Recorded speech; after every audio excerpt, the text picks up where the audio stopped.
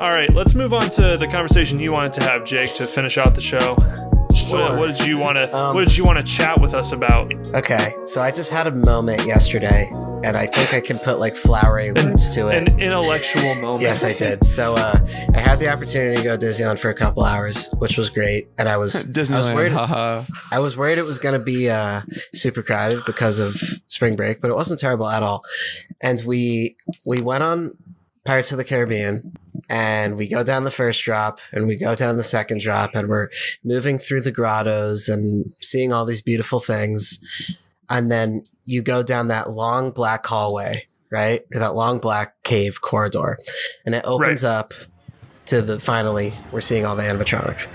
And you look to the left and there is a full on 100% convincing pirate ship. And there's animatronics yelling, and there's cannonballs whizzing by you, and it genuinely looks like you're in the middle of the ocean, like you can look off to the horizon, 100% convincingly. And the Hans Zimmer score is banging, and it is just such like an awe-inspiring and such a moment.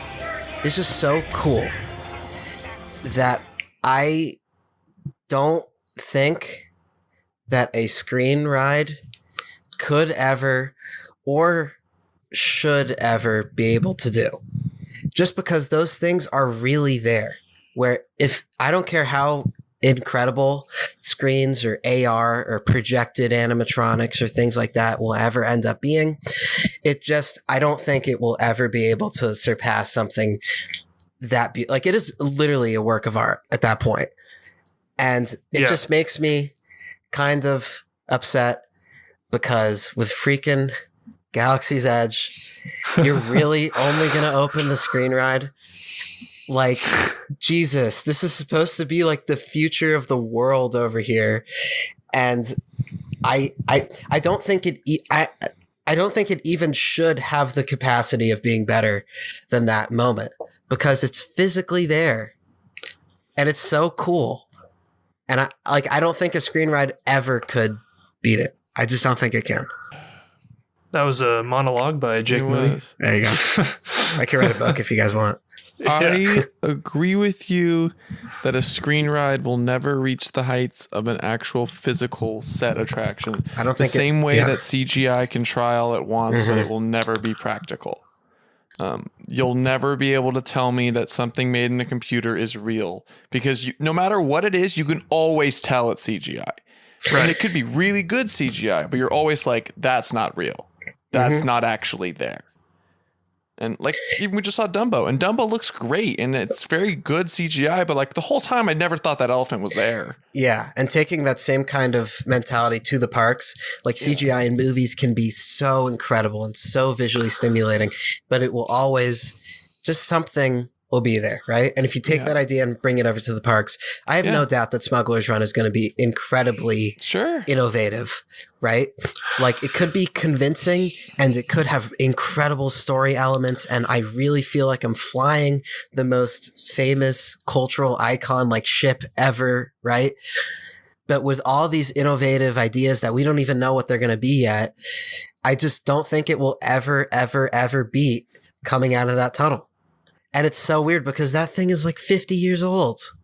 No, I'm with you, but it's there, and that's the difference. That's why I didn't want Astro. When I saw the Ant-Man thing, I was like, why did you even change it? You took out the Buzz animatronic that was the one cool part about the whole thing, and now it's just shooting lights. I think another good comparison to make is in Haunted Mansion, when you're coming down the ramp into the graveyard, and then you turn and you see all these ghosts in the graveyard who are actually there. All those animatronics popping up out of the graveyard in this massive graveyard that's actually there. And it's like, if they redid that, if they updated that, and it was just a bunch of screens, it would suck. Yeah. It would suck because you would know that it's not actually there. It's just like the also what, I don't know if it was Pirates, maybe like Jungle Cruise or something, but like I was very much in my own head, but I'm like, this is the greatest piece of American art ever. Like I'm literally like in a piece of artwork, and it is so cool. And it's like I feel like it's just taking the artistry out of these things if you just put screens there. And it's, I don't know, like it just ruins it for me, and it sucks. It just I don't know, whatever.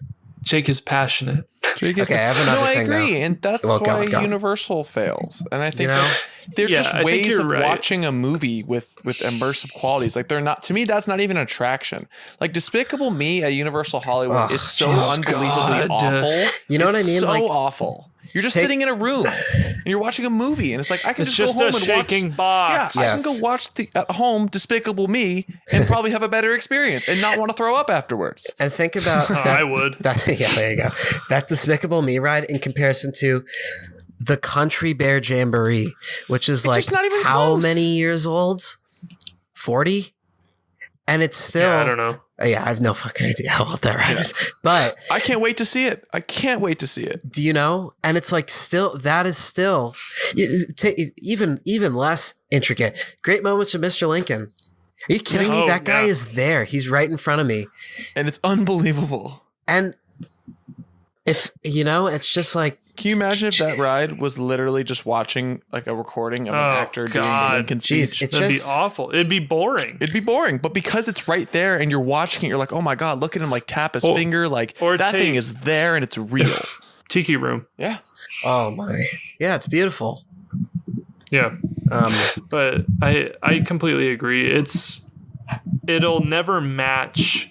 And I hope that Disney keeps on the track that they're on, where they open things like Galaxy's Edge, where they're obviously trying to further with technology, but also trying to keep things practical, because it seems like they're really trying to do that, at least with Star Wars. They're finding the balance. I hope they do. And I mean, let's take the Little Mermaid ride that they opened in Disneyland a few years ago. That was a new dark ride that opened in the 2000s that was all practical. And it's great. It's so good. And I'm thinking about Navi River Journey, which we will have the chance to go on fairly soon. That's a practical ride. You're on a boat and you're looking at these things, and there's that crazy animatronic at the end. But at least from what I can tell, I didn't spoil it for myself by watching POVs, but I have seen things. It seems like, it's a mixture of the practical and the screens that, we'll only be able to speak on it once we're there, but hopefully that's like a good blend of both the ideas. Yeah. The only complaint I've heard is that it's really short, but that it's totally. I've heard that too. And probably the queue is crazy. Yeah. But I mean, I know that Flight of Passage is supposed to be absolutely incredible. It's people's favorite rides. I know everyone talks about it as like the best Disney attraction, but part of me knows like there's no way it's better than Pirates. There's no way it's better than this stuff when I'm sitting on a thing watching a movie. Like there's no way it's better. I don't care what you tell me, it's not better because it's not there. I'm not on Pandora. Like that's not happening. When I'm walking around Avatar Land, I'll be in Pandora and it'll be amazing. But when I'm riding that light cycle from Tron looking thing, it's not going to be better than something I can physically see and feel and smell, and like it's right there in my face. Like exactly. There's nothing like that.